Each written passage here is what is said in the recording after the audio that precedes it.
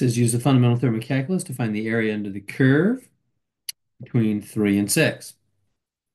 Well, how do we find the area under a curve? It's the integral. That's what it means. They want us to basically take the integral from 3 to 6 of the function minus x squared plus 7x dx. That's what that means. An integral means the area under the curve. So, all right. So we're going to do the integral. That's what that big S means. That means sum up the area under this graph, like the rectangles. Remember all those rectangles? But we're going to do it perfectly. Get the perfect area, not just an estimate. Okay, how do we do it? Well, we got to do the antiderivative of these guys. So that was the big discovery of calculus. That an integral is an antiderivative. Just do the opposite of the derivative and you got it. All right, let's do it. So how do you do the opposite of the derivative? You add 1 to the power, you know that. Third, and then divide by that in the front. So I'll make that minus 1/3. I gotta squeeze out that minus sign there. Better. There we go. So what did I do? I added 1 to the power, made third, and then divide by that. Right? We already had a minus in the front. Okay, next part. Let's do the anti of this guy. So what's the anti of that guy? Well, it's got a 1 power right now. Add 1 to it becomes 2. Divide by 2. There we go. And then we evaluate that antiderivative between 3 and 6. Okay. So what's that going to equal? You can probably squeeze it in right here.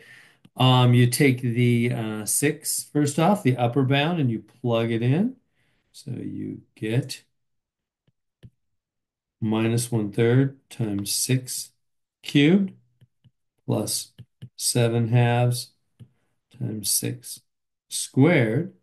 And then subtract, and then you plug in the other bound, the 3, into there and into there. So it'd be minus 1/3 times 3 cubed plus 7 halves times 3 squared. So it's a little awkward bracket. There we go. So I'm going to type this now into Desmos. So again, what do? We do the antiderivative, because that's what area under the curve means. It means the integral. The area under this function between 3 and 6 is the integral. That's what it is. And how do you do the integral? We do the antiderivative. That was big discovery calculus. Derivatives and integrals are opposites. So an integral is an antiderivative. Do the anti, then evaluate between 3 and 6, meaning plugging in the upper bound, then minus, and then plug in the lower bound. Let's go to Desmos. Minus 1/3 times 6 cubed. Minus 1/3 times 6 cubed. Times 6 cubed. Minus 1/3 times 6 cubed plus 7 halves times 6 squared plus 7 halves plus 7 halves times 6 squared is 36. I'm just going to do that one myself. Minus parentheses. Next one down here now. Minus 1/3 times 3 cubed, which is 27. Minus 1/3 times 27.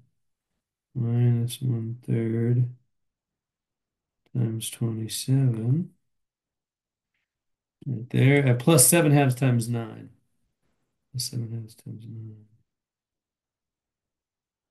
Plus 7 halves times 9. There we go. Don't need those closing parentheses. 31.5. I think that was the answer. Yep, there it is. So that's how we do it.